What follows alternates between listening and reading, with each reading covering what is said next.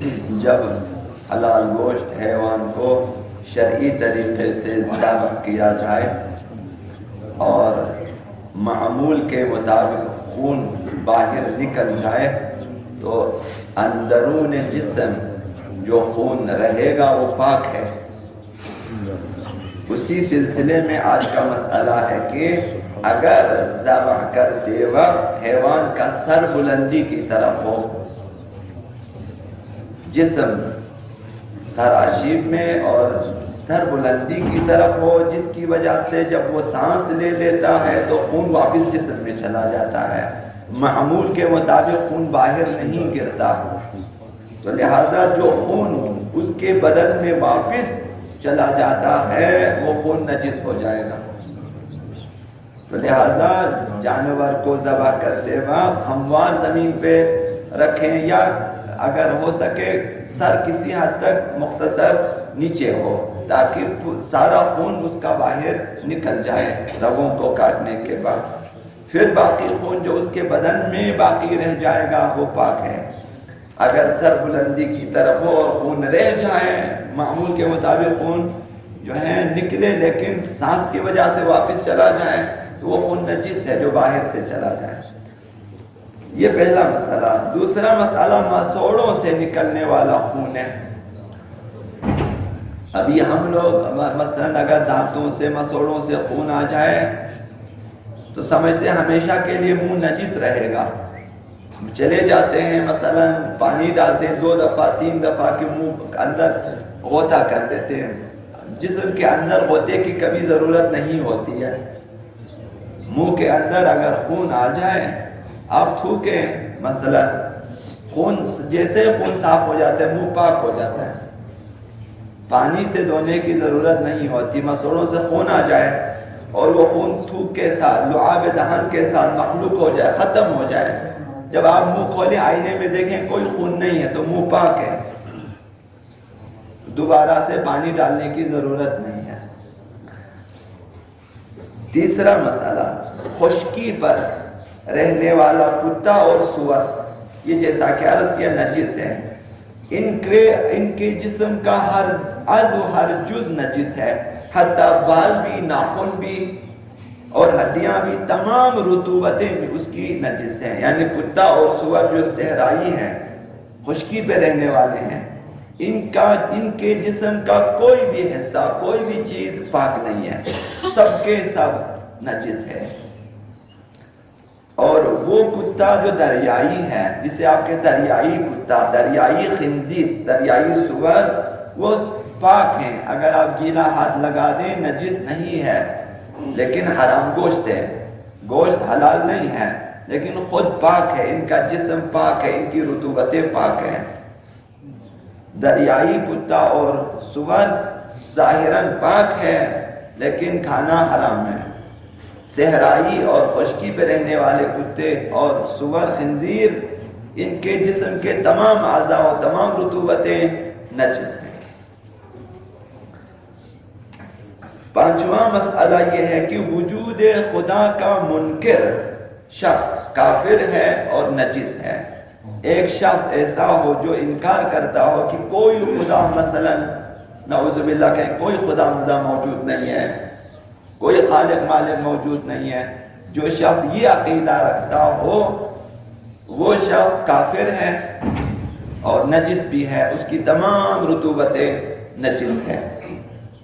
اسی طرح سے خدا کی ذاتی صفات میں کسی کو شریک قرار دینے والا بھی کافر ہے اور نجس بھی ہے۔ خداوند متعال کی ذاتی صفات جیسے علیم ہے، حکیم ہے، جیسے مثال کے تو قادر ہے، اور یہ تمام چیزیں جو ذاتی صفات ہیں، صفات اس میں کسی کو شریک قرار دیں، مثلا کہیں کہ جس طرح خدا علیم ہے اس طرح فلاں امام بھی علیم ہے، شریک قرار دیں تو یہ کافر ہیں اور نجس، تمام اس کی رطوبتیں ہو جائے گی نجس۔ شریک قرار دیں خدا کو صفات میں، صفات ذاتی صفات میں، خدا کا ذاتی صفات چونکہ عین ذات ہے، لہذا اس میں اگر کسی کو شریک قرار دیں وہ ہو جاتے ہیں کافر اور نجس۔ اور اگلا مسئلہ یہ، جو شخص رسالت رسول خدا صلی اللہ علیہ وسلم کا منکر ہے، رسالت کا انکار کرے، پیغمبر اسلام کی رسالت کا انکار کر دے کہ کوئی ایسا نبی نہیں آیا ہے، کوئی ایسا نبی نہیں ہے، یہ سب جھوٹ ہے، مثلا رسالت پیغمبر اسلام انکار کرے، وہ بھی کافر ہے اور نجس ہے۔ یہ یہود و نصارہ کا قصہ اس سے بالکل الگ ہے۔ یہ اہل کتاب ان کے احکام الگ ہیں، اس کو ادھر لے جا کر فٹ نہ کریں کہ وہ بھی نہیں مانتے، مثلا اہل کتاب پاک ہیں، لیکن یہاں باقی لوگوں میں جو پیغمبر اسلام کی، مثلا مسلمانوں میں کوئی اگر منکر ہے مثلا پیغمبر اسلام کی رسالت کا، وہ کافر بھی ہے اور نجس بھی ہے، تمام اس کی رطوبتیں نجس ہے، گیلا ہاتھ اور ملائے اس کے ساتھ نجس ہے۔ اسی طرح سے جو شخص قیامت کا انکار کرتا ہو وہ بھی کافر اور نجس ہے۔ مثلا کوئی شخص یہ کہے کہ مرنے کے بعد کوئی حساب، کوئی کتاب، کوئی برزخ، کوئی قیامت، کوئی جنت دوزخ مثلا نہیں ہے، انکار کرتا ہے، تو وہ بھی کافر ہے اور نجس بھی ہے۔ اور اسی طرح وجود خدا اور رسالت پیغمبر خدا کے بارے میں شک رکھنے والا بھی کافر اور نجس ہے۔ شک ہے اسے کہ مجھے نہیں معلوم، مجھے شک ہے خدا کے ہونے یا نہ ہونے کے بارے میں، مثلا کہ مجھے پیغمبر اسلام کی رسالت کے بارے میں، نبوت کے بارے میں شک ہے، اگر شک بھی ہے تب بھی وہ کافر ہے اور نجس ہے۔ ابھی ہمارے گھروں میں مثلا ایسے افراد شاید پیدا ہوں گے جو شک پیدا کریں گے، چونکہ زمانہ ایسا آ چکا ہے، تو یہ نہ دیکھیں کہ یہ پہلے ہمارے ساتھ رہتے تھے، اگر واقعاً کسی نے شک کا اظہار کیا تو آپ کے لیے وہ نجس ہے، کافر ہے، آپ اس کے ساتھ ایک ساتھ نہیں کھا سکتے، اس کا جسم نجس ہے، اس کی رطوبتیں نجس ہیں۔ اسی طرح ضروریات دین کا منکر بھی کافر ہے اور نجس ہے۔ ضروریات دین سے مراد یہ عرض کیا تھا کہ دین کے وہ احکام ہیں جن کے واجب یا حرام ہونے کو سب مسلمان جانتے ہیں، اس کو کہتے ہیں ضروریات دین، بدیہیات دین، واضحات دین، دین کے واضح مسائل، مثلا وجوب نماز پنجگانہ مثلا واضحات ضروریات دین میں سے ہیں۔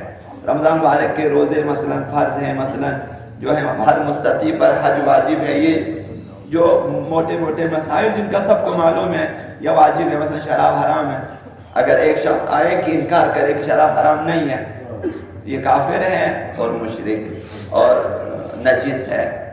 اگر ایک شخص آ کر کے رمضان میں کوئی روزہ واجب نہیں ہے، ضروریات دین کا انکار کیا، اگر حتیٰ مثلا ایک شخص آ کر کے نماز فجر واجب نہیں ہے، نماز ظہر واجب نہیں ہے، تمام ضروریات دین ہے، یعنی واضحات دین ہے، سب کو معلوم ہے کہ یہ چیزیں واجب ہیں یا حرام ہیں۔ مثلا زنا کا انکار کرے کہ زنا کی حرمت کا، کہ زنا حرام نہیں ہے، مثلا ضروریات دین ہے۔ جو بھی ایسی چیزوں کا انکار کرتا ہے وہ کافر ہے اسلام کی نظر میں اور نجس ہے۔ ائمہ معصومین میں سے کسی کو خدا ماننے والا بھی کافر ہے اور نجس ہے۔ اگر ایک شخص آپ کے گھر میں ابھی پیدا ہو جائے، اگر کوئی یا آپ کے دوستوں میں کہا کہ مثلا علی رب ہے یا خدا ہے یا خالق ہے، تو وہ نجس ہے، کافر ہے، اور جو ہے اس کی تمام رطوبتیں نجس ہے، اس کا ہاتھ نجس ہے۔ جو شخص کسی امام کے بارے میں یہ کہے کہ خدا نے ان میں حلول کیا ہے، تو وہ بھی کافر اور نجس ہے۔ مثلا اگر کہے کہ خدا جو ہے علی میں حلول کر چکا ہے، اب خدا علی کے اندر آ کر علی خدا بن گیا ہے مثلا، تو یہ حلول کا عقیدہ کسی بھی امام کے بارے میں اگر کہیں، جس کا بھی عقیدہ وہ نجس ہے، کافر ہے۔ اور اسی طرح ائمہ اطہار کے خلاف لڑنے والا کافر ہے اور نجس۔ جو شخص ائمہ اطہار کے خلاف جنگ کرے وہ بھی نجس اور کافر ہے۔ ائمہ معصومین سے دشمنی رکھنے والا بھی کافر اور نجس ہے، ناصبی ہے وہ۔ امیر المومنین سے تا 14 معصومین میں سے جس سے بھی دشمنی رکھتا ہو وہ بھی کافر اور نجس ہے۔ ائمہ معصومین کی شان میں گستاخی کرنے والا بھی کافر اور نجس ہے۔ اگر امیر المؤمنین کی شان میں گستاخی کرے یا امام معصوم علیہ السلام کی شان میں گستاخی کرے، کسی امام کی شان میں گستاخی کرنے والا بھی کافر ہے اور نجس ہے۔ اگر آپ کے دوستوں میں مثلا ناصبی پیدا ہو جائے یا حلول کا عقیدہ رکھنے والا پیدا یا ائمہ کو رب اور خدا کہنے والے پیدا ہو جائیں تو یہ کہ وہ لوگ نجس ہیں، بہرحال پھر ان کے ساتھ اٹھنا بیٹھنا اور ان کے ساتھ کھانا پینا ان چیزوں سے پرہیز کریں۔